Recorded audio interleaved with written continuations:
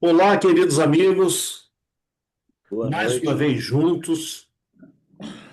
Sejam bem-vindos, que Deus derrame inúmeras bênçãos sobre nossas vidas, sobre os nossos lares nessa noite.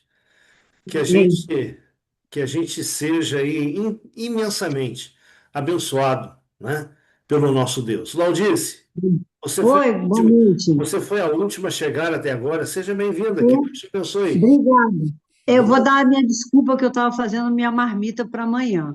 Tá certo, né? Uhum. Omar, por gentileza, nos eleve a Deus em oração. Amém. Oremos. Amém. Bondoso Pai querido, obrigado, Senhor, por mais essa oportunidade que temos de estarmos reunidos. Obrigado, Senhor. Invocamos a presença do Teu Santo Espírito entre nós, de tal modo que nos ilumine e nos faça compreender essa mensagem que acreditamos venha diretamente do Teu trono da graça. Amém, Portanto, Pai Senhor. querido, instrui e capacite o nosso dirigente, o Lutevan, tão dedicado. Pai querido, ser com ele, ser conosco também, para que tudo Amém, aquilo Senhor. que venhamos a desenvolver aqui de aprendizado, tiremos o melhor proveito possível. É o que Sim, Senhor. nós te rogamos e te agradecemos no doce e amado nome de Jesus. Amém, Senhor. Amém, Senhor. Amém. Queridos, nós estamos caminhando aí para o finalzinho do livro de Êxodo.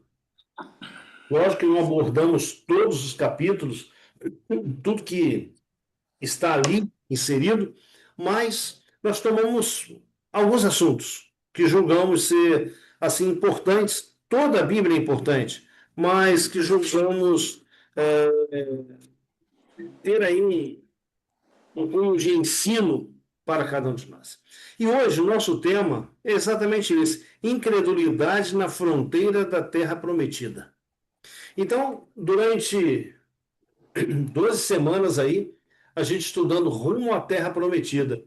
E o povo está agora ali na fronteira, a um passo de entrar. Falta pouco, mas a Bíblia ela traz para a gente aí o triste relato que aquele povo escolhido de Deus, quando chega, vamos dizer assim, no limite, já podiam sentir aí o ar, né? A brisa da terra prometida. Alguma coisa aconteceu que os impediu de entrar. É isso que a gente vai ver hoje. E a gente vai trazer aí também para o nosso dia a dia, os dias que nós estamos vivendo, porque nós também estamos na fronteira. Sabia, Ricardo? Sim. A volta de Jesus ela está por um passo, É. né? É, acho que o Omar já ouviu essa frase, né? Alguém certa vez disse assim, olha, já podemos ouvir passos de um Deus Que que se se aproxima. aproxima, né? Então já podemos ouvir passos. Veja, o que aconteceu na Venezuela ontem, É, já nos sinais. né? O que aconteceu no Japão, o que tem acontecido no mundo, as guerras, Uhum. as doenças, as epidemias, tudo isso. E isso tudo aí está nos mostrando que Jesus está Amém. às portas. Então, vamos ter em mente essa palavrinha aqui, olha, fronteira. Assim, Letícia, seja bem-vinda, Heloísa, Boa Claudinete, Boa noite, noite. pessoal. Boa noite. Boa noite a todos. que Deus abençoe vocês. Então, veja, A nós. Amém. Amém. eles estavam na fronteira, quase chegando. Nós também estamos na fronteira, quase em casa, né? Então, Amém. podemos dizer com toda certeza, Jesus está às portas, ok? Bem, vamos lá. Vamos tomar um texto para nós começarmos. Ah, um detalhe. O Êxodo, ele abarca aí 4 livros. O livro de Êxodo, o livro de Levíticos, que é o livro das leis, o livro de Números, que é feita a contagem do povo, as conquistas e tudo mais, e o livro de Deuteronômio, que é vamos dizer, uma repetição em miniatura daquilo Da que lei. aconteceu em 40 anos. Então, o livro de Deuteronômio ele foi escrito no 40º ano, um ano antes do povo entrar na Terra Prometida. Então, Moisés já estava lá com seus 120 anos, quando ele faz um resumo para a nova geração, vamos dizer, os filhos, né, que saíram do Egito, que nasceram no deserto. Moisés ele faz um resumo de tudo que aconteceu antes. Esse resumo tinha como objetivo fortalecer a fé daqueles que iriam entrar na terra e mostrando que os erros que seus pais cometeram, eles não deviam cometer. Cometeu. Tá? Então, hoje nós vamos tomar dentro do Êxodo, não do livro do Êxodo, mas no livro de Números, nós vamos tomar como base da nossa meditação o capítulo 13 e o capítulo 14. Ok? Hebreus, capítulo 4, versículo 11. Aqui o apóstolo Paulo ele fala para mim, fala para você. Ele diz assim: esforcemo-nos, pois, por entrar naquele descanso, a fim de que ninguém caia, segundo o mesmo exemplo da desobediência. Então, Paulo está fazendo aqui, Letícia, para você, para o Omar, para a Heloísa, para a Laudice, e para nós, ele está fazendo um apelo. Veja, a vida eterna, a coroa da justiça, não é algo que você ganhe de graça. Não. A salvação ela é de graça. Não é? A salvação veio a todos de graça. Mas nós temos um papel a desempenhar. O papel, lá em João capítulo 15, é permanecer em Cristo. Aqui em Hebreus 4, esforçar para quê? Para não cair na desobediência. E nós temos um exemplo lá do passado, que é o que nós estamos estudando nesses dias, como que Israel tantas e tantas vezes caiu. E a queda, muitas vezes, impediu que os planos de Deus se tornassem realidade dentro do tempo de Deus. Não é? Então vamos lá. Veja, Deus desejava levar seu povo para a Terra Prometida dentro de alguns meses após a saída do Egito. O povo acampou-se no deserto do Sinai. Ali ele recebeu as leis de Deus, todas as leis, ordenanças, que iriam diferenciar o povo dos demais povos. Por quê? Eles iriam ser um povo diferente no sentido de ser representante do Deus vivo para outros povos. Então, nesse tempo, se você olhar lá na palavra de Deus, né, você vai ver que cerca de 15 meses, desde o dia que atravessaram as fronteiras do Egito para o deserto, Mar Vermelho ali, né? 15 meses se passaram. E dentro desse tempo, você vai ver o santuário, além das leis que Deus deu, né? A manifestação dele no Monte Sinai, você vai ter, aí em Êxodo 25 em diante, você vai ter o santuário construído, a ordenação dos levitas para o serviço sagrado, você vai ter o povo que saiu, como eu falei esses dias atrás, saiu como um bando lá do Egito, você vai ter o povo sendo organizado e a ordem que há poucos dias nós vimos, né, cada tribo posicionada, né, nos 4 cantos aí do santuário, santuário no meio. Você vai ver também Deus ordenando o povo para a marcha. Não deveriam, a partir aqui do Sinai, eles não deveriam sair desordenadamente. Não. Seriam 12 batalhões. Seriam 12 agrupamentos que marchariam em ordem. Veja, o agrupamento número 1 seria um exemplo, a tribo de Judá. O último seria a tribo tal, não é? Então, cada um seguiria dentro de uma ordem estabelecida por Deus. Nesse tempo aí de 15 meses, quando chega o finalzinho dos 15 meses, acontece algo fabuloso. Veja, quando eles deixaram o Egito, qual foi a última coisa que eles fizeram no Egito?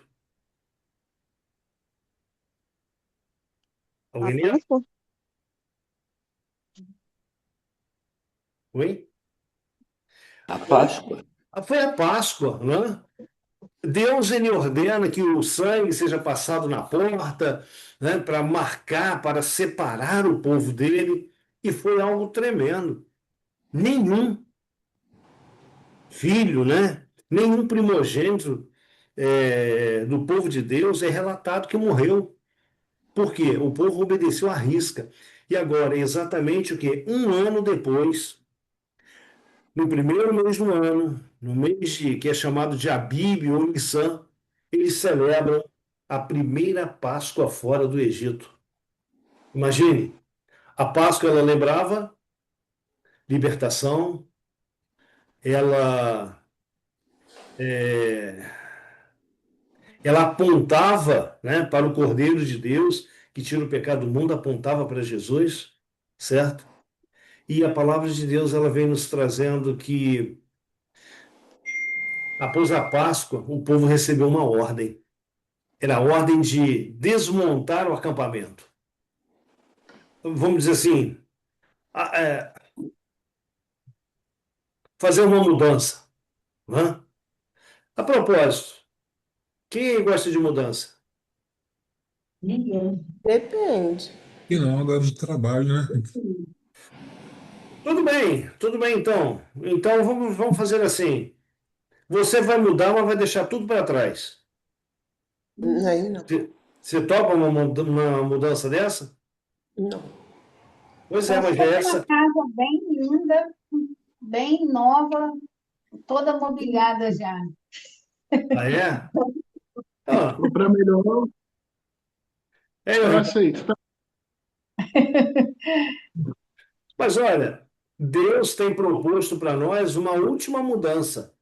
E nessa mudança nós vamos deixar tudo para trás.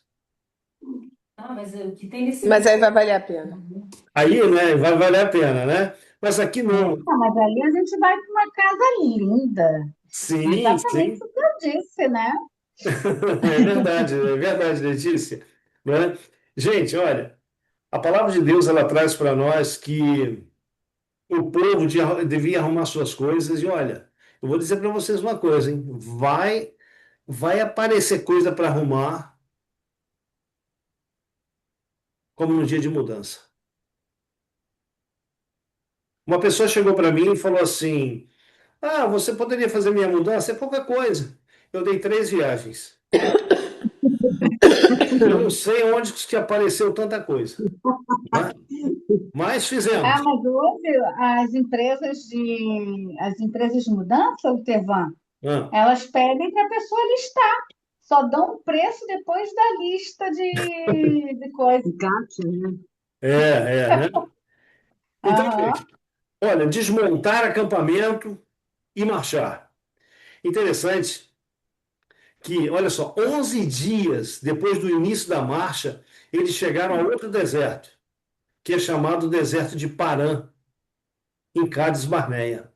Que nome, Cádiz Barneia, onde novamente acamparam. O que me chama a atenção é o seguinte: é a distância que separa é, esses acampamentos, né? Então, abra sua Bíblia em Números, capítulo 10. Ô, Ricardo, se você abrir em Êxodo, vai passar Êxodo, Levíticos, Números.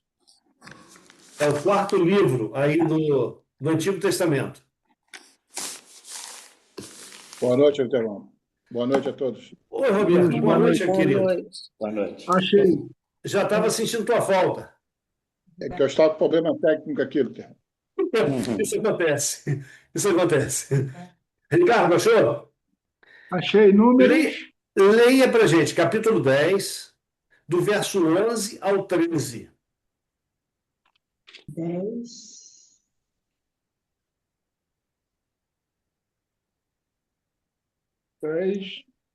Do 11 ao Capítulo 13. 10, capítulo 10, do verso 11 ao 13. O que diz aí?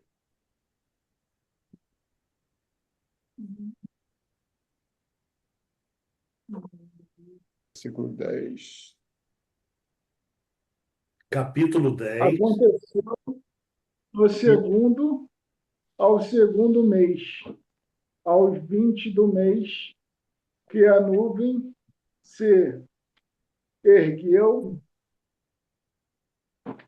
de sobre o tabernáculo da congregação. Os filhos de Israel possuíram-se em marcha do deserto de Sinai, jornada após jornada, e a nuvem repousou no deserto de Parã. Assim, pela primeira vez, se puseram em marcha segundo o mandato do Senhor por Moisés. Gente, aqui temos, né? Esse relato que nós falamos, não é? No segundo ano, no segundo mês, aos 20 do mês, a nuvem ela se levanta. E o povo, através de Moisés, o povo é comunicado que eles deviam marchar. Agora, veja só esse mapa. O povo está acampado aqui, no Monte Sinai, ok? Aqui ele recebeu as leis de Deus. Aqui eles tiveram uma visão sobrenatural de Deus agindo no topo do monte, escrevendo seus mandamentos. Aqui eles pecaram contra Deus com um bezerro de ouro, até o dia que Deus fala assim, ó, desmonte o acampamento para marchar e começam a marchar. E eles marcharam do Monte Sinai a Cádiz Barneia. 300 quilômetros. Nossa. Gente, eu vou daqui no sítio, são 214 quilômetros. Eu já acho longe a beça. De carro. Andando uma média de 100, até 100. Não passo disso, não. E eu levo um tempão para chegar lá. Agora, imagina você. 300 quilômetros até aqui o deserto de Parã. É muita coisa? Bastante. É muita coisa. Um detalhe, Roberto. Eles não tinham carro. Eles marcharam A pé. a pé ali na sola. Uhum. Veja, do deserto de Parã até a travessia do Rio Jordão, tem mais um tanto, quase que semelhante a esse. Então vejamos, cerca de 550 quilômetros separavam o Monte Sinai da travessia do Rio Jordão. Então Deus ordena que o povo ponha-se em marcha e 11 dias depois estavam montando acampamento agora em Cádiz Barneia. Então cerca de 300 quilômetros haviam percorrido até esse ponto. Estavam na metade do caminho. Que olha, 550, percorreram 300, faltam aí 250 quilômetros. Nossa, mas eles andaram rápido, em 11 dias só. É, menina, o povo se apressa de chegar em casa. Não é? Uhum. Então, olha só, estavam na metade do caminho. Só um pouco mais e estariam na Terra Prometida. Então, veja, o povo estava cansado, mas ao mesmo tempo o povo estava eufórico. Por quê? Porque estavam aí quase chegando em casa. Você já passou por essa experiência? A experiência de estar, vamos dizer, você fez uma viagem, está voltando, e quando está aí a uma certa distância, o teu coração fica até mais contente. Pô, estou quase chegando em casa. Já aconteceu isso com vocês? Já é muito bom. Eu fui em Vitória uma vez. Eu fui em Vitória e eu digo para vocês uma coisa. Quando o motorista falou assim, comentou com alguém, olha, nós estamos já quase chegando no Rio. Veja, no Rio. Ai, E eu já fiquei feliz que eu estava quase chegando em casa. uhum. Eu fiquei imaginando a Cristina. Hum. Cristina, ela vai visitar os parentes dela, ela sai em janeiro, chega em janeiro do outro ano. Pecado. Não, É quase Não, isso. é muito longe. viajar, passear é muito bom, mas voltar para casa é É bem muito melhor. melhor. Né? Quer ver só? Cristina, você está por aí? Tô aqui. Cristina, quanto tempo de viagem daqui, de ônibus, daqui lá na tua terra? 36 horas. Gente, você já imaginou 36 horas? Olha essa terra. Sergipe? Estância, Nossa, Sergipe. Sergipe. nossa. Gente, quando Dá fala. 1.700 quilômetros. Oi? Dá 1.700, um pouco mais de 1.700 quilômetros. Gente, é muito longe. Chega um pedaço do caminho que você já está desconfortável, você não tem posição, né? Cansativo demais. Agora, imagina o povo. O povo estava andando na sola, a pé. Ah, mas espera aí, vocês têm que entender uma coisa, tá? O povo estava andando debaixo de ar-condicionado e à noite tinha aquecedor. Porque a luz estava Tênis muito. apropriado para corrida, para caminhada. Sim, né? E Mentiram não que. bastava. Não Ah, e um bastou, né? Não detalhe, precisou gente, o escuro. maná caindo toda manhã. Não tinha uma rocha, onde eles paravam, lá estava a rocha produzindo água. Eles só tinham que caminhar. Anjos de Deus acampavam ao redor do acampamento de Israel, protegendo. Você não vê, salvo lá os amalequitas, você não vê as nações ao redor de Israel afrontando fisicamente o povo. Deus protegeu o seu povo em toda a caminhada. É bacana isso, é legal você olhar para a palavra de Deus e ver o cuidado de Deus com o seu povo. Mas eu te pergunto, como você hoje, que é parte do povo de Deus, como povo de Deus, Deus age diferente? Não. Não, Ele é o Uhum. mesmo Deus. Nós estamos caminhando aí, desde o dia que você teve um encontro com Jesus, você está caminhando para a terra prometida. Uns estão caminhando mais tempo, outros menos, mas nós estamos indo na mesma direção. Vamos chegar no Porto Seguro mais cedo do que nós pensamos. Uns vão dizer mais cedo ou mais tarde. Não, não, mais cedo do que nós pensamos. Diante do que a gente tem visto aí no nosso dia a dia. Agora, veja, na nossa caminhada para os céus, ou para a nova terra, ou para o encontro com Jesus, a palavra de Deus ela nos aconselha uma coisa: não avançarmos na frente de Deus. Quem deve ir na frente é Deus. Olha o que acontece. Eles estão ali agora acampados em Cádiz Barneia, Deuteronômio, lá o quinto livro à frente, esse texto que nós colocamos aqui, diz assim, ó, então, Moisés falando, veja, Moisés está falando para a nova geração. Esse texto aqui é 40 anos depois. Moisés está falando para aqueles que são filhos daqueles que acamparam em Cades Barneia.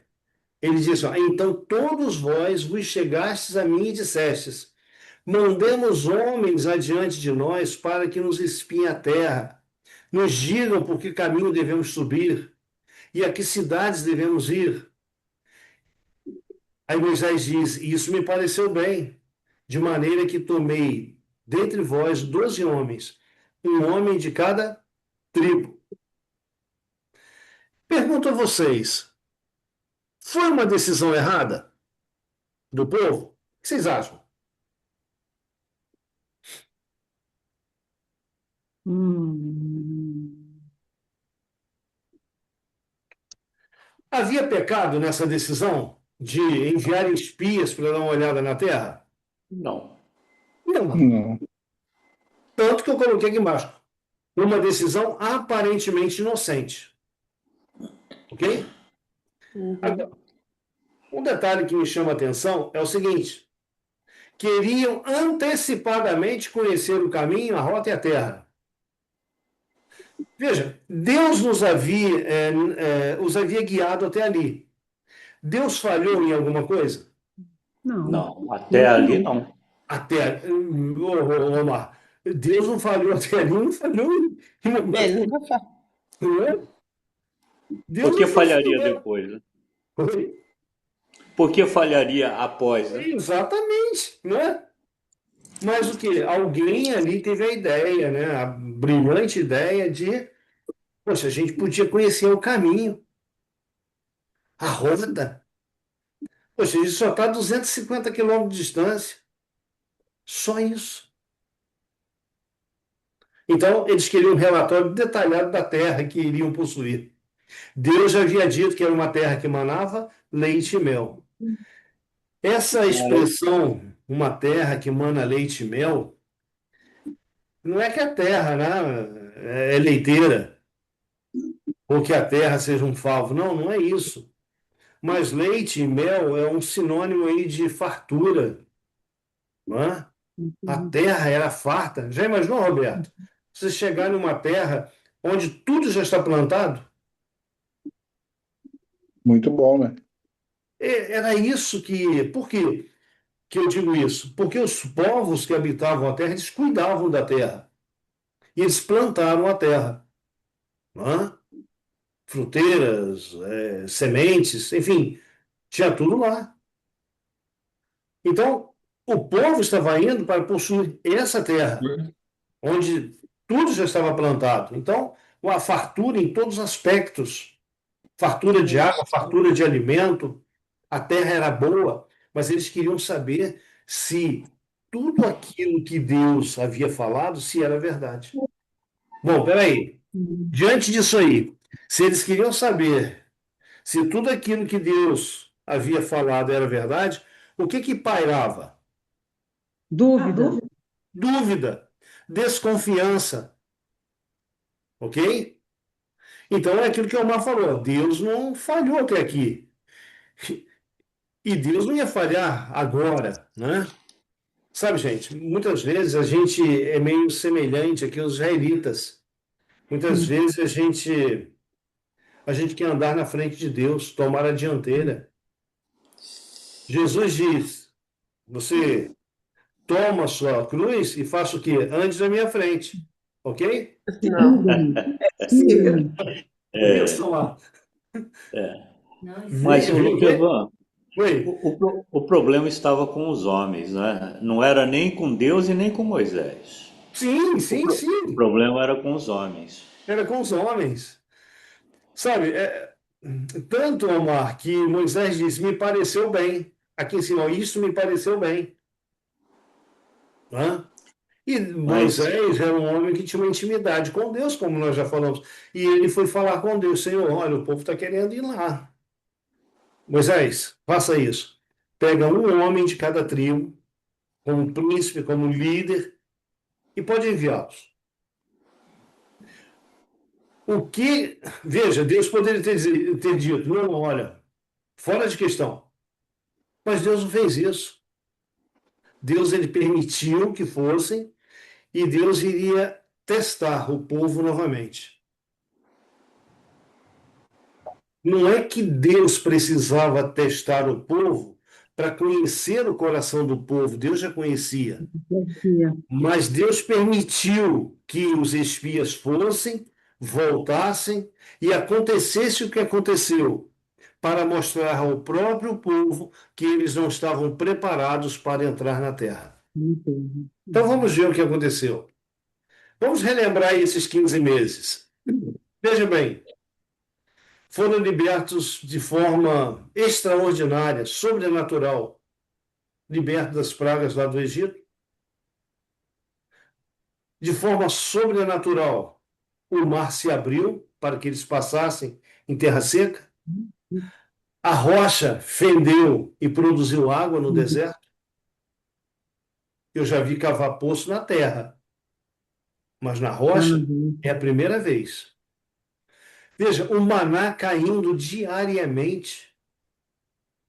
Do maná, a gente viu aí que outras circunstâncias com respeito ao sábado. A gente viu a coluna de fogo e a nuvem que amenizava ali o calor do deserto, iluminava o acampamento, né? Refrescava aí onde o povo estava. As manifestações de Deus no Sinai, o descontentamento de Deus quando fizeram o bezerro de ouro, a presença de Deus no santuário, enfim, tudo isso aí eram provas inequívocas de quê? De que Deus estava presente, de que Deus estava providenciando tudo para o seu povo. Então, precisavam desconfiar? Precisavam ter dúvidas do cuidado de Deus? Não, Não. não. Como eu e você, Laudice, como nós todos aqui, se você tem um íntimo relacionamento com Deus, você não vai Uhum. duvidar daquilo que Deus te ordena fazer. Uhum. Roberto, tem um personagem da Bíblia que ele me chama muita atenção quando eu aprecio a vida dele. Esse homem foi Abraão. Uhum. Um dia Deus chegou para Abraão e disse: ó, sai da tua casa, sai da tua parentela, vai para a terra que o que eu vou te mostrar. Uhum. Você vai para o livro de Hebreus, o apóstolo Paulo diz assim, que Abraão partiu sem saber para onde ia. Ele confiou, Ele simplesmente, confiou em Deus. né? Estava com 75 anos. Quando Abraão estava lá com seus cento e próximo aí dos seus 120 anos, já estava com o filho da promessa, Deus chega para ele e diz assim, ó, toma o teu filho, teu único filho Isaque, aquele que tu amas, vai ao lugar que eu vou te mostrar. Sempre o futuro de Abraão era, era incerto, mas ele confiava. E ele foi. Ele foi, no terceiro dia ele olha o monte, alguma coisa naquele monte estava diferente. E ele fala para os servos assim: olha, vocês fiquem aqui e eu e o rapaz vamos ali adorar. E depois de adorar, nós voltaremos. Então veja, Abraão errou, como homem, errou, errou. Isso mostra para gente que ele não era um super-homem, um super-herói. Não, era um homem como eu e você. E na nossa caminhada, nós também corremos risco de errar. Uhum. Mas nas palavras de Abraão, quando ele vê o monte, ele olha para o filho, ele olha para os rapazes e diz: ó, vocês fiquem aqui, que nós vamos adorar, e após adorar, nós voltaremos. Ele sabia que Deus iria cumprir a promessa que fizera, Deus iria cumprir na vida dele. Não importa se o filho dele fosse sacrificado, ele traria o filho de volta. Então, meus queridos, exemplos como esse nós temos aí pela Bíblia. Pessoas comuns que foram chamadas por Deus, foram convidadas por Deus a segui-lo e não se arrependeram. Deus cumpriu na vida delas o que havia prometido. Agora, me permita te fazer uma pergunta. Por que que você ainda não tomou uma decisão ao lado de Deus? As mesmas promessas, veja, as mesmas promessas que Deus fez para o seu povo, Deus faz para nós hoje. Amém. Deus, ele disse para o seu povo: olha, eu quero cuidar de vocês. Deus fala para você, para mim: filho, eu quero cuidar de você. Você deixa? Você permite? A gente deixa para amanhã, para depois, o tempo passa e a gente perde o melhor da nossa vida, a gente perde enganchado no muro, um pé do lado de lá e um pé do lado de cá. Não, Deus está te convidando e está à porta e está batendo. Ele quer entrar na tua vida, ele quer fazer morada, ele quer mudar a tua história, ele quer abrir os teus olhos para aquilo que ele tem preparado para você. Mesmo porque a gente não sabe se vai ter amanhã para nós. Exato, né? A nossa vida pode cessar hoje. Então, se cessar hoje, que ela cesse, mas que ela cesse com os nossos olhos voltados para a promessa de Deus, porque ela vai se cumprir, se assim for, não é? Sim. Heloísa, por que 11 não? dias depois. Sim, Pode? por favor. 11 dias depois de partir do Monte Horebe, as tribos hebreias acamparam-se em Cádiz, no deserto de Parã, que não ficava longe das fronteiras da terra prometida. Ali foi proposto pelo povo que fossem enviados espias a fim de examinarem o país. Isto foi apresentado ao Senhor por Moisés, e ele lhes concedeu permissão, com a instrução de que um dos príncipes de cada tribo fosse escolhido para tal fim. Os homens foram escolhidos, conforme ficara determinado, e Moisés mandou-os ir ver o país. Qual era mesmo sua situação e vantagens naturais? E o povo que nele habitava, notando se eram fortes ou fracos, poucos ou muitos, bem como deveriam observar a natureza do solo e sua produtividade, e trazer do fruto da terra. Veja, Deus já sabia como era a terra e Deus esperava que o povo, os 12 espias aí, eles trouxessem um relatório exato daquilo que Deus já conhecia da terra.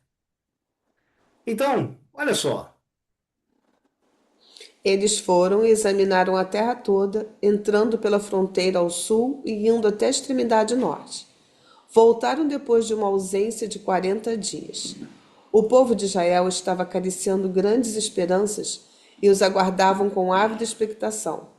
A notícia da volta dos espias foi levada de tribo a tribo e saudada com regozijo. imagine, gente, tenta imaginar essa cena aqui. Olha, os 12 homens partiram.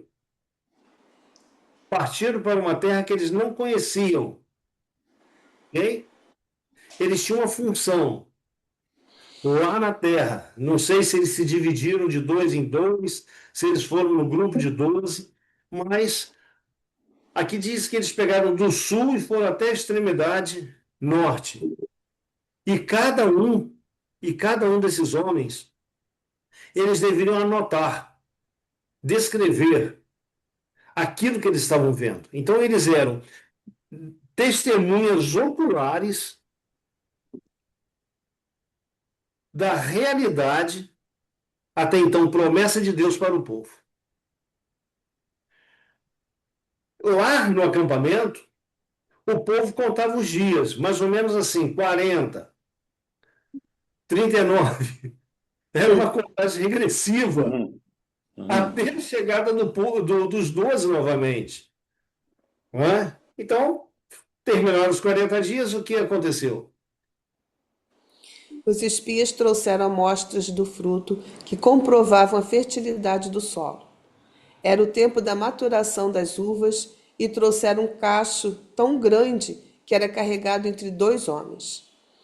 Trouxeram também figos e romãs que ali cresciam em abundância.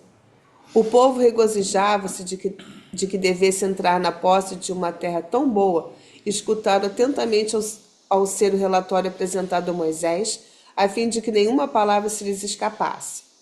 Fomos à terra que nos enviaste. Começaram os espias, e verdadeiramente mana leite e mel, e este é o fruto. O povo ficou entusiasmado, queriam com avidez obedecer à voz do Senhor e subir sem demora a possuir a terra. Eu fiquei curioso com isso aqui, principalmente essa expressão aqui, olha. E trouxeram um cacho tão grande de uvas, né, que era carregado por 2 homens. Uhum. Você já tentou imaginar isso? Nossa, Imagina. Olha só, muito grande. eu sou curioso com algumas coisas e eu fui pesquisar. O Guinness Book, Uhum. livro dos recordes, o maior cacho de uva, em 1984, o maior cacho de uva uma empresa chilena apresenta, pesando 9 quilos e 400 gramas. Mas em 2025, uma outra empresa, né, ela apresentou um cacho de uvas pesando 10 quilos, 180 gramas. Gente, 10 quilos são 2 pacotes. Veja, Toma aí nos teus braços, pensa aí, você carregando 2 pacotes de arroz de 5 quilos. É pesado? Uhum. É bem pesado. Pois é, 10 quilos, 180 gramas. Esse cacho de uva aqui, mais ou menos do peso de 2 pacotes de arroz de 5 quilos. No caso, somando 10 quilos. Poxa, Olha o tamanho do cacho. Agora, será que o cacho de uva que eles trouxeram de lá era semelhante a esse? Ou semelhante a aqui? Esse aí, ó. Esse aí. É esse aí. Só vai descartar. Agora, ô Letícia, se o cacho de uva é desse tamanho, imagina o tamanho da melancia. Nossa, Não, eu Nossa, pensei na jaca, né? Né, a Jaque? jaca, eu também pensei na jaca. Jaca é imensa. Não, então só das outras, lógico, não é disso aqui.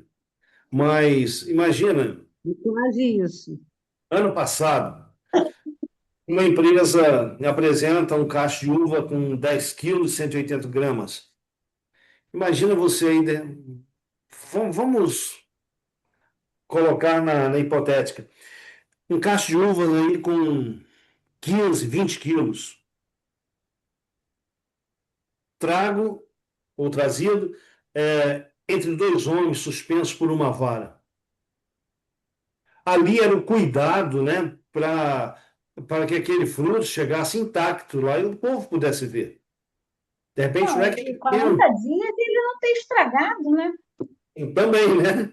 Também. Não se esqueça de uma coisa, Letícia.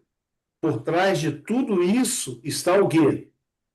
Deus. a mão de Deus. Deus, as mãos de Deus. Não é? Então é Deus que está conduzindo. Se aquele cacho de ouro devia chegar lá para o povo ver, comprovar, ele ia chegar. Não é? E além disso, eu fico imaginando o figo. O figo devia ser do tamanho de uma bola de futebol, um melão, arrumando, e assim sucessivamente. Uma terra que emana leite e mel. Ok? Bom, o relatório dos 10 espias. Vamos abrir. Está aberto aí a sua Bíblia em Números? Tá. Vamos abrir aí. Números capítulo 13, versículo 25 ao 27. Quem achar, por favor, leia para nós. 13, Êxodo 13, versículo 25 ao 27. Tá. Ao cabo de 40 dias, voltaram de espiar a terra. Caminharam e vieram a Moisés e a Arão e a toda a congregação dos filhos de Israel no deserto de Parã, a Cádiz.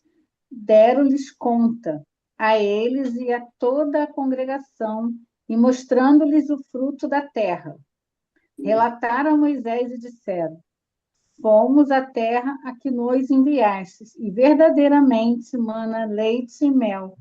Este é o fruto dela. Uau! Era um relatório fidedigno? sim. Sim. Tanto era fidedigno que aqui era um relatório de 10. Quantos espias foram? 10, 12. 12. 12. 12. Um de cada tribo. Os que estavam fazendo esse relatório, 10. Então, olha só, os 10 espias disseram a verdade quando relataram o que haviam visto. Eles admitiram que a terra era produtiva, que manava leite e mel, descreveram as cidades, suas defesas, ok? Eles descreveram aí a maneira como o povo vivia, não é? E tudo isso que eles falaram, Josué e Caleb, que agora completava o número de 12, eles não contestaram essa descrição. Então, eles falaram sobre os vários tipos de pessoas que habitavam aí diversas regiões do país. E, como nós vimos, eles trouxeram do fruto da terra, dos frutos da terra, pelo menos 3 amostras aí, para que o povo conhecesse. Não é?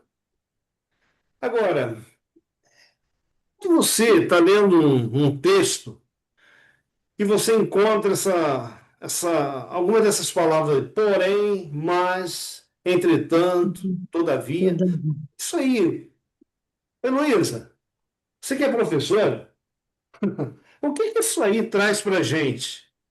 O que traz à nossa mente? Pensativo. Vem aí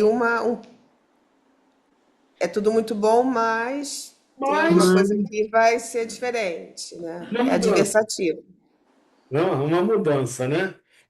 Sabe? Uhum.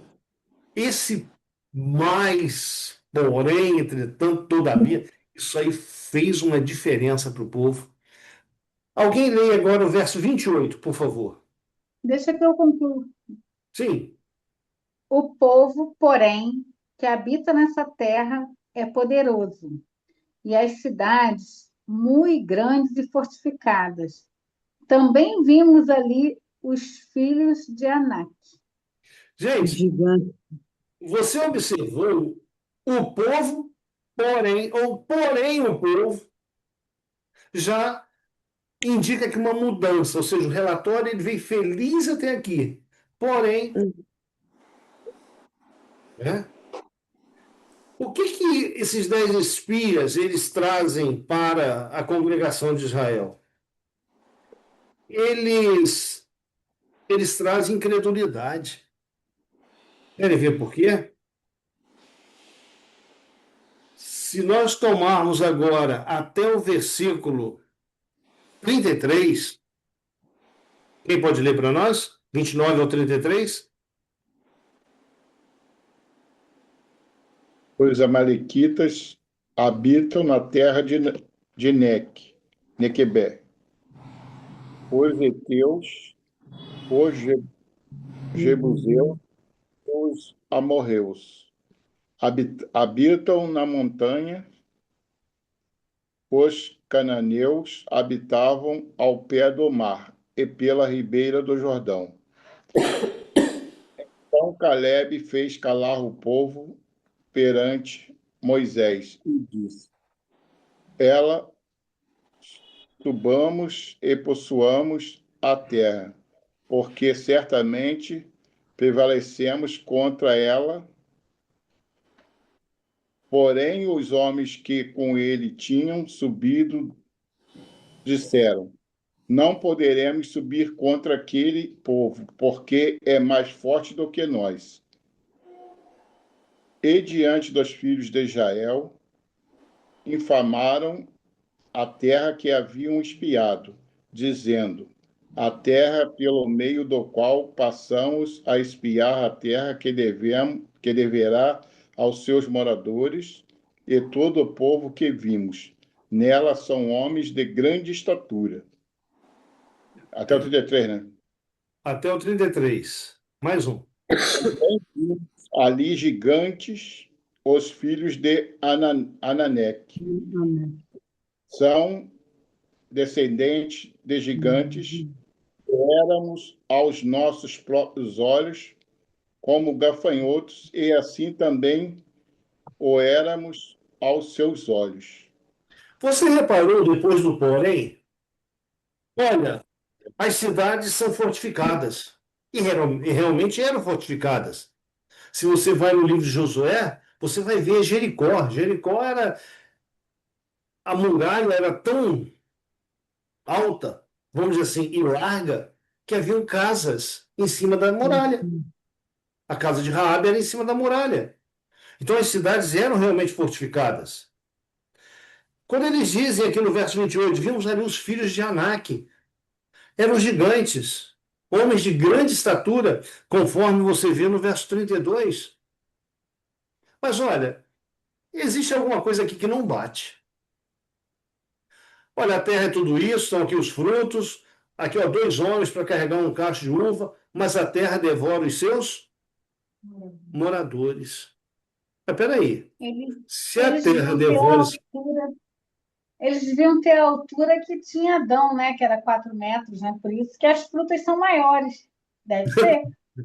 Eu não acredito na altura de Adão. Por quê? Quando você chega no dilúvio, lá para Noé, é, você, você vê ali Deus dando a Noé informando a Noé que a idade do ser humano chegaria a 120 anos. Ou seja, desceria lá de 900 anos até 120 anos. Com isso, a força vital, né, a estatura, tudo isso. Além de ser os 120 anos, também o tempo que foi usado para a construção da arca. Mas, Letícia, esses dias eu fui almoçar e um camarada apareceu lá no restaurante. E eu olhei para o camarada assim, ó. Eu estava sentado, não. Aí o menino que estava lá virou para a avó e falou assim: Vó, esse homem é alto. E criança é assim, fantástico, né? Criança chegou para ele: Moço, que altura. E ele exatamente 2 metros. Gente, eu tenho 1,60 e poucos. E eu perto do camarada, conversar com ele, a gente tem que olhar para cima. Mas não é a altura, vamos dizer assim, maior que nós temos. Existem jogadores de basquete aí com 2,24 m. Tem. Não é? Pouco tempo aí, um personagem aí, eu não lembro de onde ele era, 2,34 m. São Nossa. casos raros. Mas esses homens aqui, eles tinham força física. A Bíblia, quando fala que eram gigantes, não era somente a altura, eles tinham força física. O rei Og de Bazã, por exemplo, a altura dele, ou melhor, a altura não, a, a, a cama dele media, nas nossas medidas, 3,60 m. Imagina. Então, mas como que eles se comparam diante dos gigantes? Nós somos como? Gafanhoto. Como gafanhotos. Ou seja, nós somos como insetos. Ok? E o povo, à medida que eles vão ouvindo isso, o povo ele cai num desalento, aquela alegria agora é transformada numa lamentação, num choro, não é? E tudo mais. Heloísa, por favor. Mas depois de descreverem a beleza e fertilidade da terra, todos os espias, com exceção de 2, exageraram as dificuldades e perigos que estavam diante dos israelitas caso empreendessem a conquista de Canaã. Enumeraram as poderosas nações localizadas nas várias partes do país e disseram que as cidades eram muradas e muito grandes e o povo que nelas habitava era forte e que seria impossível vencê-los. Declararam também que tinham visto ali gigantes, os filhos de Enaque, e era inútil pensar em possuir a terra. Gente, dentro desse contexto aqui, a palavra de Deus, ela vem nos falando que um homem, lá no versículo 30, diz que um homem se levanta no meio de toda a congregação, desafiando os 10, e ele faz calar o povo. Esse homem é Calebe. Ele faz o povo se calar e ele começa a tentar, né, reanimar o povo diante é, daquela informação tão decadente que os 10 trouxeram. Ele diz: não, vamos subir sim, vamos possuir a terra, porque certamente nós vamos prevalecer contra ela. Sabe o que acontece? Quando ele começa a falar, aqueles 10 homens, eles se levantam e abafam, por assim dizer, a voz de Caleb, de forma que ele não, vamos dizer assim, de forma que a sua voz não seja ouvida. Sabe uma coisa que me chama a atenção? Veja, a esperança e o ânimo, a euforia, a convicção de subir e possuir a terra, depois do porém, foi tudo lançado por terra. Então a esperança e o ânimo deram lugar a um desespero covarde ao ouvir o relato dos espias incrédulos. Agora observe isso aqui. Cujos corações estavam cheios de desânimo, inspirado por quem? Satanás. Satanás. Sua incredulidade, como um vírus, contagiou toda a congregação de forma que se esqueceram de quem os havia conduzido até ali.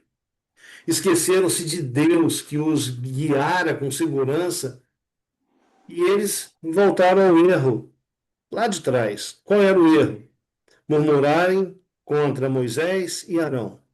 Olharem para o Egito como um lugar melhor para estar do que ali onde estavam, não é? Sabe, eu fico assim impressionado com uma coisa. Em toda a história bíblica, em toda a história do povo de Deus, sempre quando há uma crise voltada aí para a apostasia, para o abandono da verdade, o abandono da. Veja, abandonar Deus sempre tem um pequeno grupo que se destaca.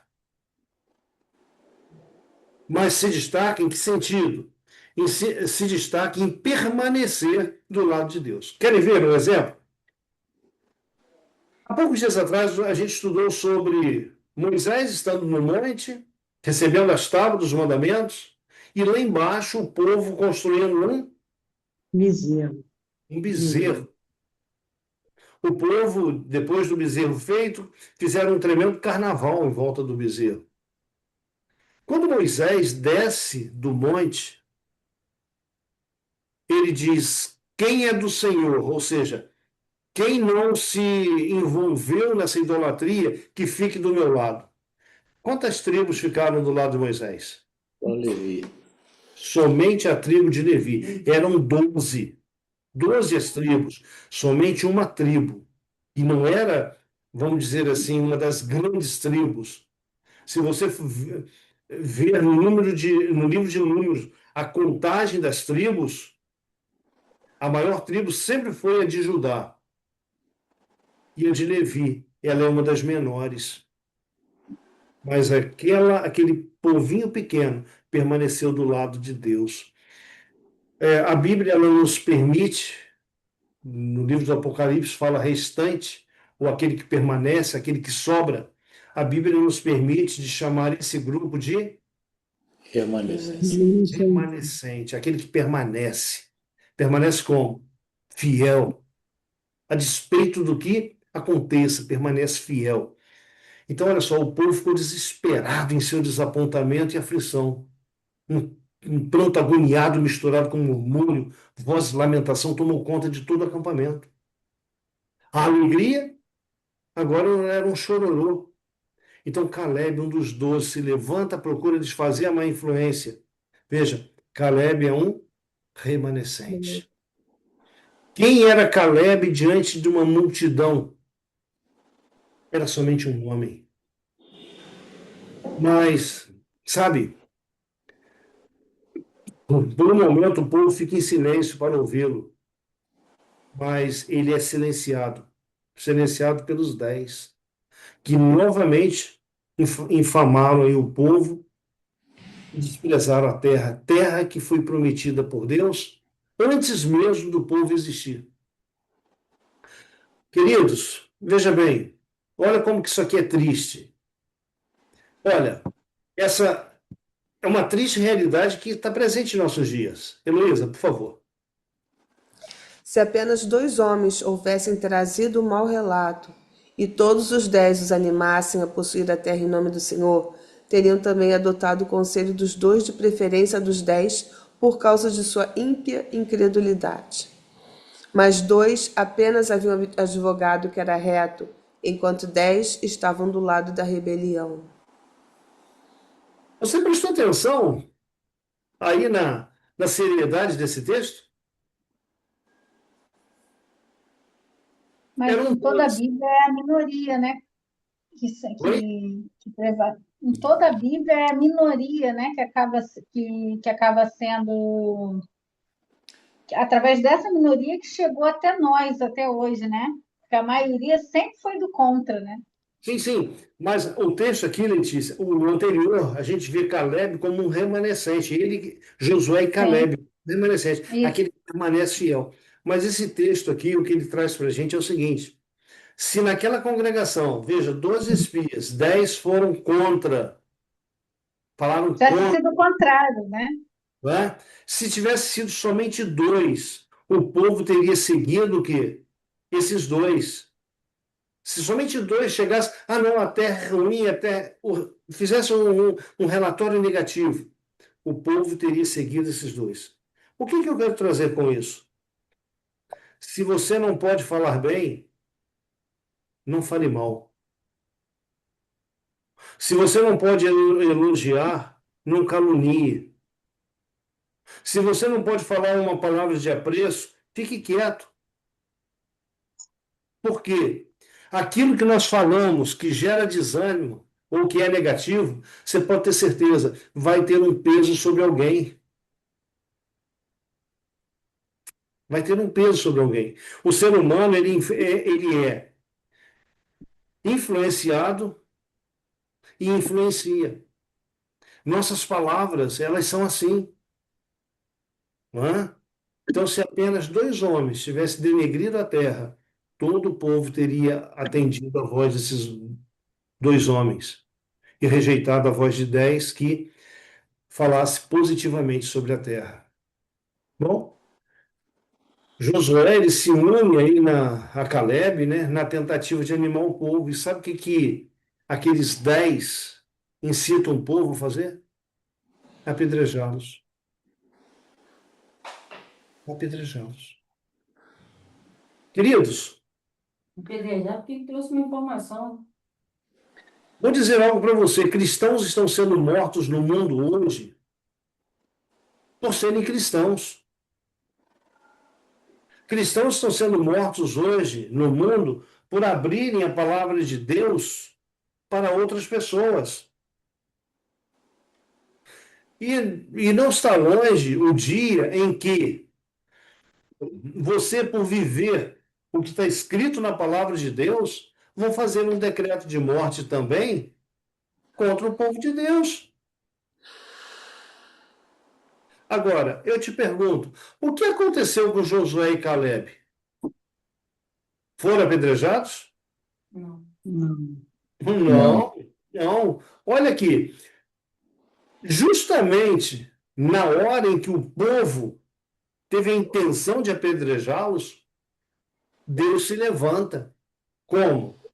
A glória de Deus se manifesta no tabernáculo. E todas as vozes silenciam, cessa a agitação, um temor, um medo toma conta de todos. Os 10 espias, com medo, o que eles fazem? Procuram se esconder nas suas tendas. Nesse ponto do relato, é claro e evidente uma coisa: Deus se manifestou em livramento daqueles dois servos fiéis. Se lembra da fornalha? Jogaram os 3 jovens lá para serem queimados. O próprio Deus desce dos céus e se manifesta lá no meio deles. Jogaram Daniel na cova dos leões. Deus se manifesta fechando a boca dos leões.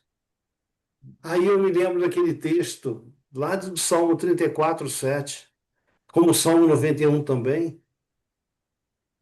Salmo 91 diz: cai o mil ao teu lado, 10.000 à tua direita, tu não serás atingido. Salmo 34, 7, o anjo do Senhor acampa-se ao redor dos que o temem e os livra. Existem casos, gente, você viu no estudo de Daniel, primeiro Deus envia um anjo, depois Deus envia o anjo-chefe dos céus, né? E lá no capítulo 10, o próprio Cristo é enviado para socorrer Daniel.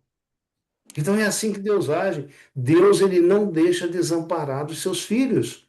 Eu tenho que confiar nisso, eu tenho que crer nisso. Né? Agora, veja bem, vamos aí para Números 14. Agora, Números 14.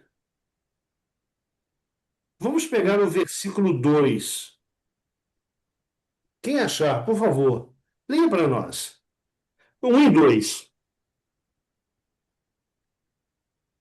Levantou-se, pois, toda a congregação e gritou em voz alta: e o povo chorou aquela noite. Todos os filhos de Israel murmuraram contra Moisés e contra Arão. E toda a congregação lhes disse: Tomara tivéssemos morrido na terra do Egito, ou mesmo neste deserto. Nossa, de novo, né? Esse título aqui, o Laudice, eu coloquei em outro estudo, quando nós falamos de o povo pedindo carne no deserto. Deus deu carne, depois Deus deu maná. Cuidado com o que você pede, você pode receber. O que nós temos aqui nesse texto em azul? Em sua rebelião, o povo declarara: Ah, se morrêramos neste deserto! Agora esta oração devia ser atendida. O Senhor declarou: Como falastes aos meus ouvidos, assim farei a vós outros. Neste deserto cairão os vossos cadáveres, como também todos os que de vós foram contados, segundo toda a vossa conta, de 20 anos e para cima. Gente, que coisa terrível. Se você tomar o versículo 28 ao 30, o texto, ele diz assim, olha, dize-lhes. Deus falou com Moisés e agora Moisés tinha que dar essa notícia ao povo. Dize-lhes, por minha vida, diz o Senhor, que como falaste aos meus ouvidos, assim farei a vós outros. Neste deserto cairá o vosso cadáver, como também todos que com vós foram contados segundo o censo, de 20 anos para cima. Os que dentre vós contra mim murmurastes, não entrareis na terra a respeito da qual jurei que vos faria habitar nela, salvo Caleb, filho de Foré, e Josué, filho de Nun. Então, queridos, Deus, ele tem propósitos para a nossa vida. De repente eu vou ser repetitivo aqui de algo que eu falei lá atrás, mas de repente você não se lembre. Nós temos algumas situações na Bíblia que o povo insistiu com Deus e, embora não fosse a vontade de Deus, Deus atendeu. Alguém se lembra de um outro exemplo?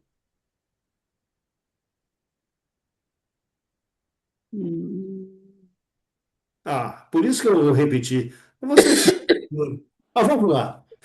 Essa é para os universitários.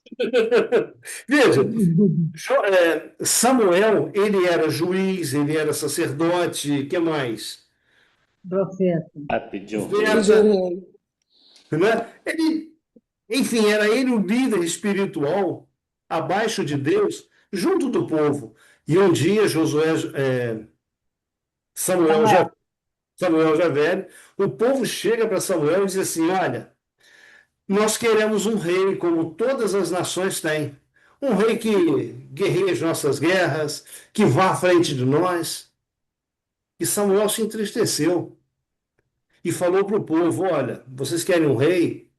Esse homem que vocês querem que ocupe aí o lugar de Deus, ele vai espoliar suas casas, suas lavouras.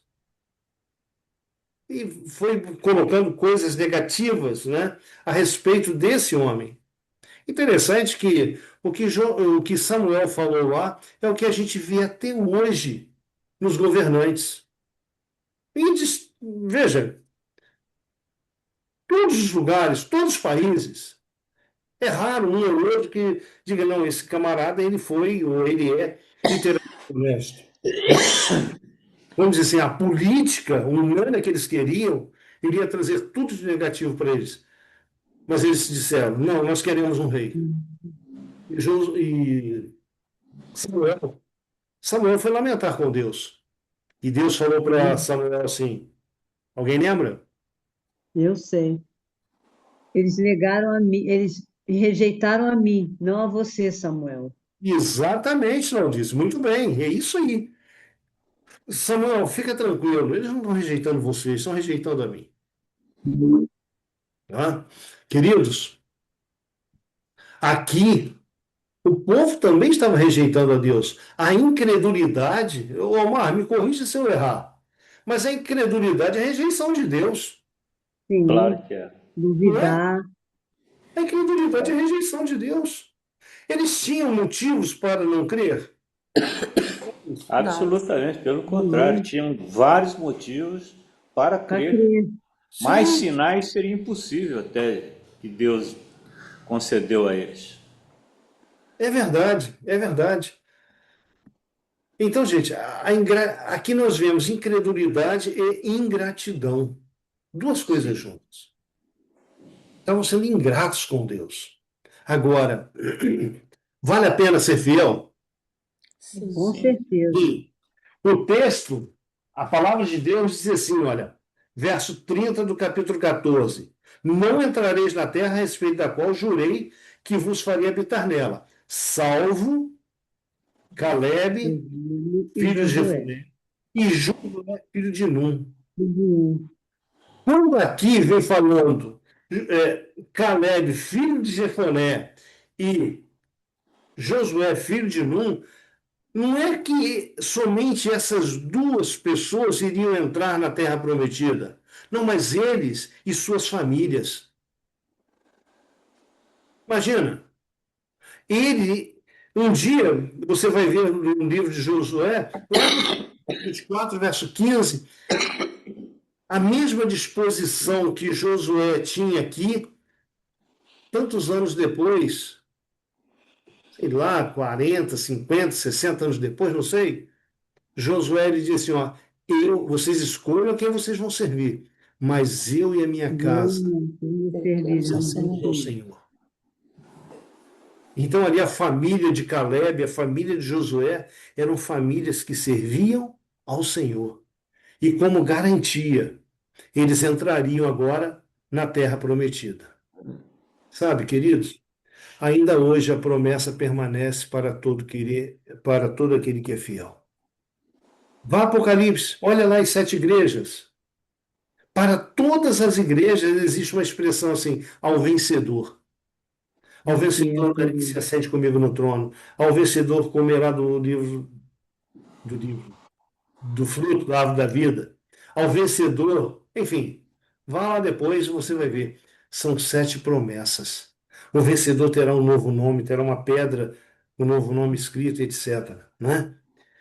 Então, em todas as épocas, existem pessoas fiéis a Deus e existem promessas para essas pessoas. Existe promessa para você. Bom, olha como que uma decisão errada, como que ela traz assim um amargor. Quem pode ler para nós é o verso 34 do capítulo 14?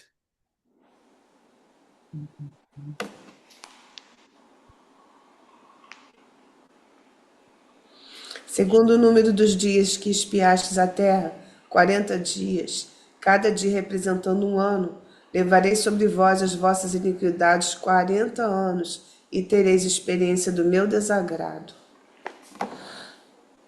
Uau! Estavam onde? Qual é o título do nosso estudo? Qual é a palavra que nós destacamos lá? Fronteira. Estavam na fronteira. Do lado de lá da cerca era a terra prometida. Do lado de cá um povo pecou. E Deus diz assim, olha, os espias levaram 40 dias espiando a terra. Então eu vou converter cada dia em um ano. 40 dias, 40 anos. Vocês não vão prosseguir. Vocês vão voltar para o deserto. E nesses 40 anos à frente, toda essa geração aqui, de 20 anos para cima, vai acontecer Morreram, né? morrer. É, Pergunta, você acha que Deus foi justo ou Deus foi cruel? não foi justo. Justo.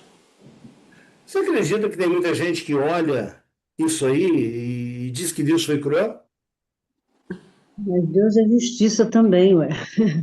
Queridos, o céu não é conquistado à nossa maneira. Canaã não seria conquistado à maneira do povo. É Deus quem dita as regras, as condições para entrarmos nos céus, para termos a coroa da vida. Então, hoje é muito oba-oba, é um cristianismo de oba-oba, é um Não, isso é cristianismo, verdade. Isso é não é, verdade. Letícia? É um cristianismo de é muita graça, graça, graça, graça, mas peraí, graça sem Uhum. obediência é uma desgraça. Uhum. Tem que entender isso. A graça ela existe? Sim, ela existe, desde que houve pecado. Mas a Mas graça ela exclui a, a obediência. E a obediência é aquilo que Deus ordena, aquilo que Deus manda. E o povo aqui, até esse momento aqui, estava debaixo da graça. E quando o pecado ele se sobressai, Deus diz: olha, vocês agora vão morrer por causa do pecado. Vou dar o 40 anos. interessante, Oi? o interessante que eu acho disso daí, né? É, que no caso, assim, a primeira vez que eu escutei isso, né, foi aquela questão, eu falei, poxa, mas o Moisés não entrou, né, na Uhum. terra, né? Só que Deus fez muito melhor com ele, né? Sim, sim, sim. Sabe, Letícia, mesmo o pecado se evidenciando aqui, nesse momento, eu vejo a graça de Deus também numa proporção maior. Olha, vocês vão voltar, vocês vão morrer no deserto, porque o salário do pecado é o quê? A morte. Morte. Mas eles tinham 40 anos para se arrependerem. Mesmo Uhum. assim. Então, mas poderiam se arrepender e alcançar a vida eterna. Né? Veja, 40 anos eles tinham ali, puxa vida, nós não entramos porque pecamos. Eles tinham que reconhecer que erraram. Eles tinham que reconhecer que Deus é quem dita as regras, os meios, as ordens, enfim, para entrarmos na Canaã celestial, na É um nova, total recado, né? Isso aí é um total recado, né? em que, não é? Omar, quer comentar alguma coisa? Marcos? Não, tá ótimo, tá muito bom. E é interessante esse verso também, Sim. porque grande parte das pessoas que estão aqui assistindo também assistem às profecias de Daniel.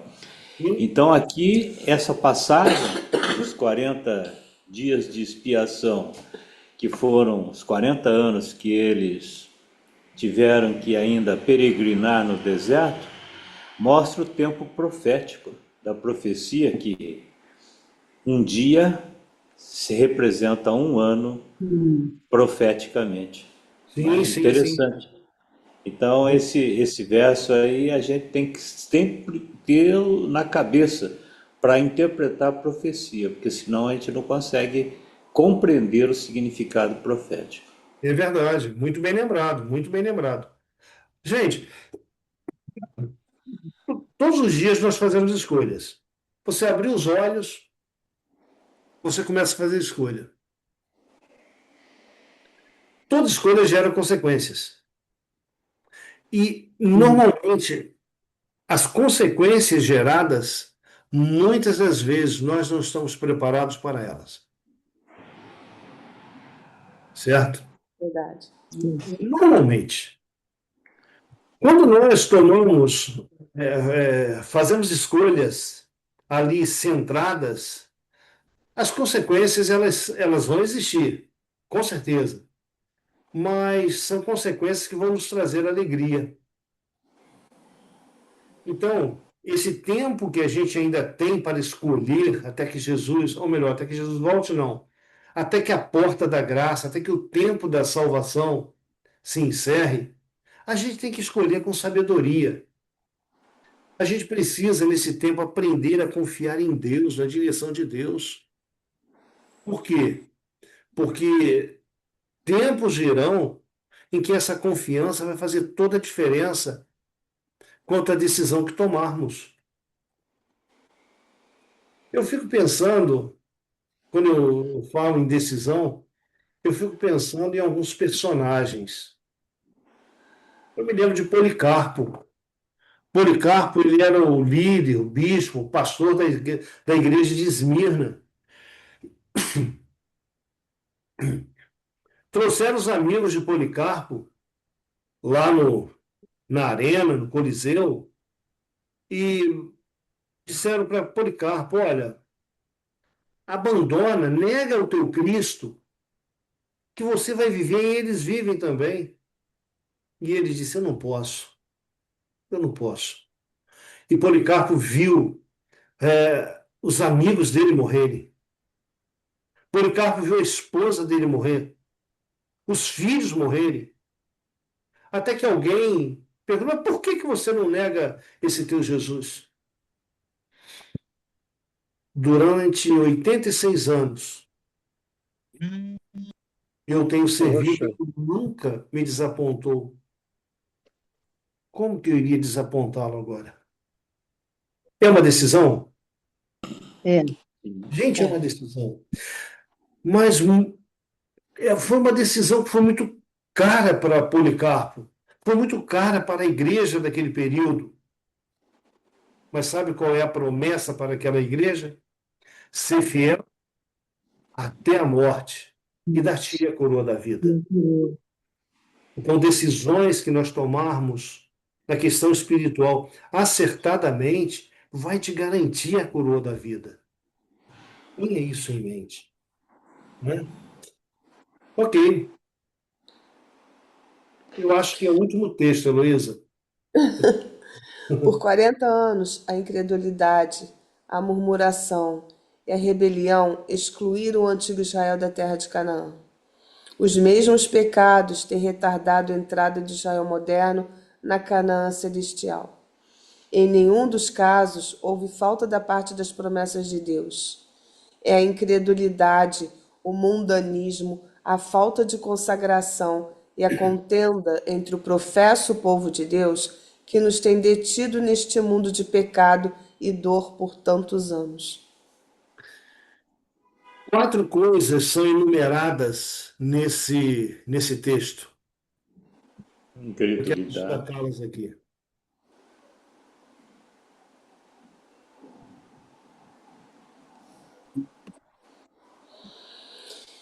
Vamos lá.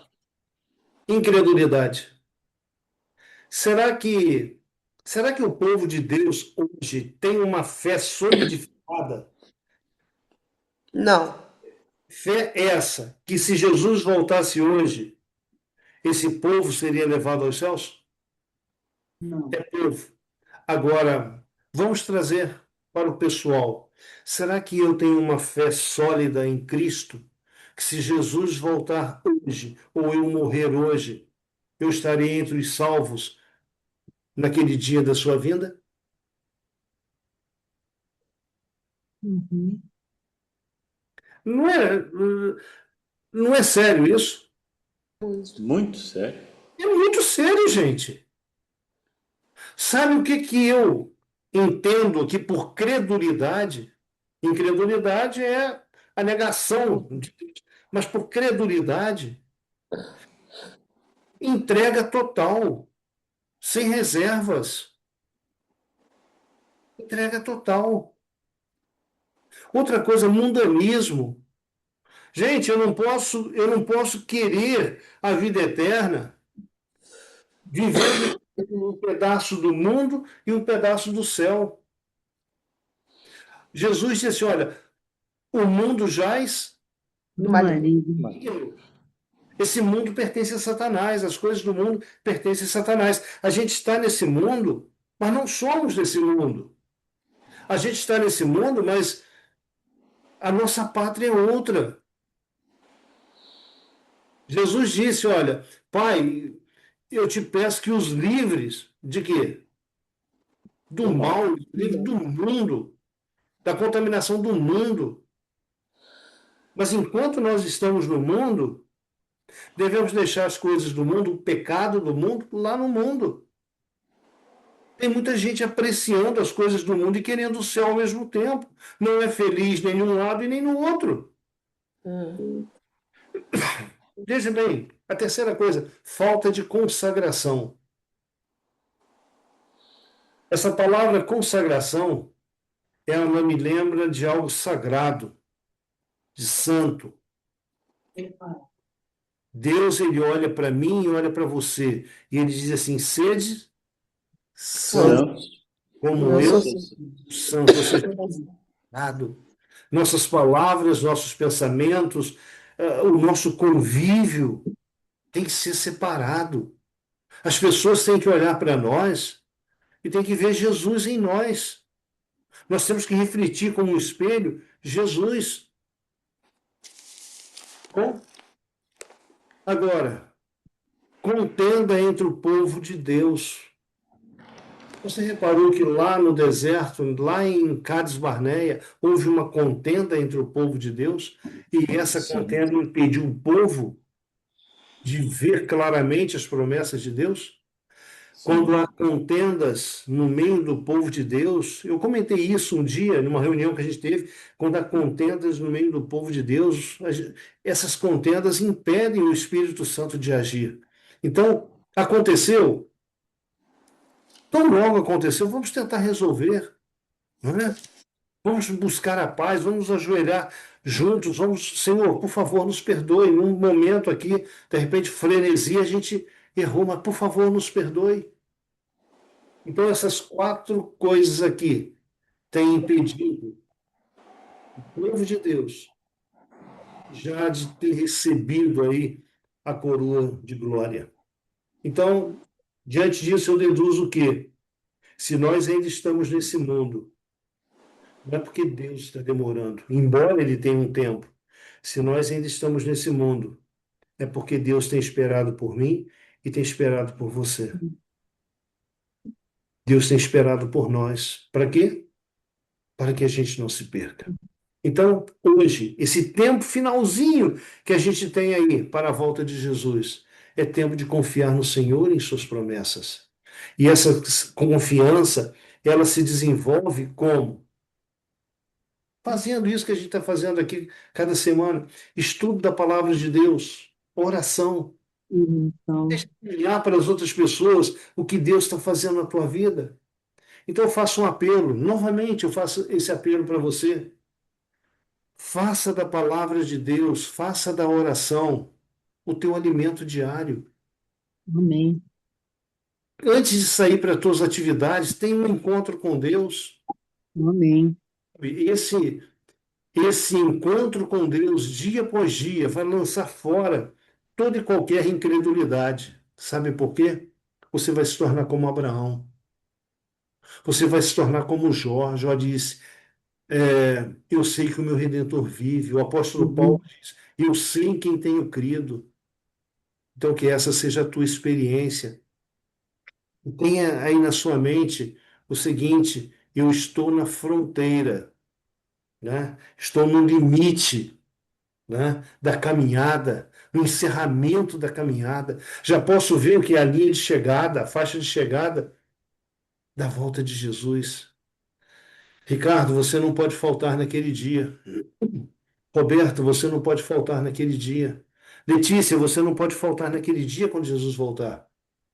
Eu não posso faltar, Romar, Heloísa, Claudinete, Laudice, Marcos, Cristina, Camilo, Wanda, Sandra. Você que vai ouvir essa live, você não pode faltar naquele dia. Por quê? Porque lá nos céus existe um lugar com o teu nome e ninguém vai ocupar esse lugar, só você. Amém. Então te prepare. Deixe Deus ser Deus na tua vida. E o restante Ele fará. Deus abençoe. Amém. Amém? Amém. Então, o esposo orou no início, vou pedir a esposa para orar agora. Heloísa, por gentileza.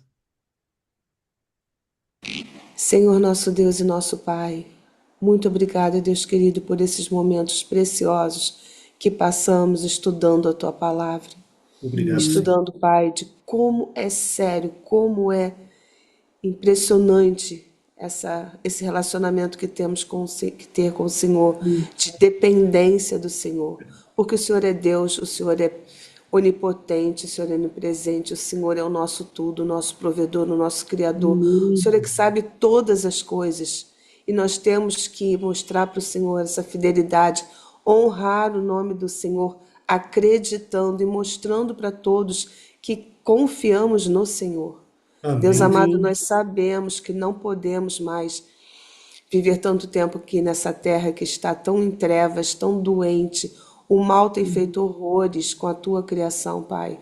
Ajuda-nos nessa caminhada, Pai. Queremos nos entregar todos os dias, o tempo todo ao Senhor.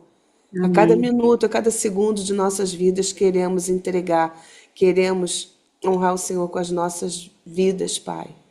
Sabemos que Jesus precisa voltar, está pronto para voltar. Só depende de nós de ter mais compromisso de consagração com o Senhor. Ajuda cada um de nós, Pai, Sim, Senhor. a ter esse compromisso com o Senhor. Que logo depois dessa oração, Pai, cada um de nós faça essa oração particular, de entrega totalmente, implorando ao Senhor que nos ajude nessa caminhada, Pai. De nós não vamos conseguir, mas com a ajuda do Espírito Santo, nós conseguiremos fazer com que dependamos do Senhor, que o Senhor guie os nossos passos. Amém. Que o Senhor nos ajude, Pai, porque a nossa natureza não pede isso. A nossa natureza quer que nós controlemos os nossos passos, mas nós não podemos, nós não sabemos. E nós precisamos, Pai, desse milagre, o que aos nossos olhos parece impossível, que nós consigamos depender totalmente, entregar totalmente nossas vidas ao Senhor, que é poderoso, que pode todas as coisas. Aleluia, Senhor. Ó Senhor Deus amado, continue abençoando o Lutervan, a Sandra, a família deles, Pai, para que eles continuem, Senhor, sendo fiéis ao Senhor e tendo essa vontade de estudar cada vez mais e também compartilhar conosco os ensinamentos, a Tua palavra que é a luz para os nossos caminhos, é vida para nós, Pai. Muito obrigada, Senhor Deus, e que amanhã, que é o dia de preparação para o Teu santo dia, Pai, estejamos com esse compromisso de consagração, de comunhão com o Senhor. E assim, Pai, busquemos a fidelidade à Tua palavra, porque o Senhor merece, Pai. O Senhor merece toda fidelidade que possamos dar, toda honra, toda glória pertencem ao Senhor. Amém. No nome santo e poderoso de Jesus Cristo, nós entregamos nossas vidas e esta oração. Amém. Amém. Amém. Amém. Nossa, uau. Amém. Muito bom estar aqui essa noite. Semana que vem nós vamos tratar de um assunto que está dentro do Êxodo. Amizades mortais. Então, você não pode faltar, é muito importante. Amizades Nossa, mortais. Deus vai ser abençoe legal. você. Amém. Amém. Fiquem com Deus. Boa noite a Tchau. todos. Boa noite. Boa noite.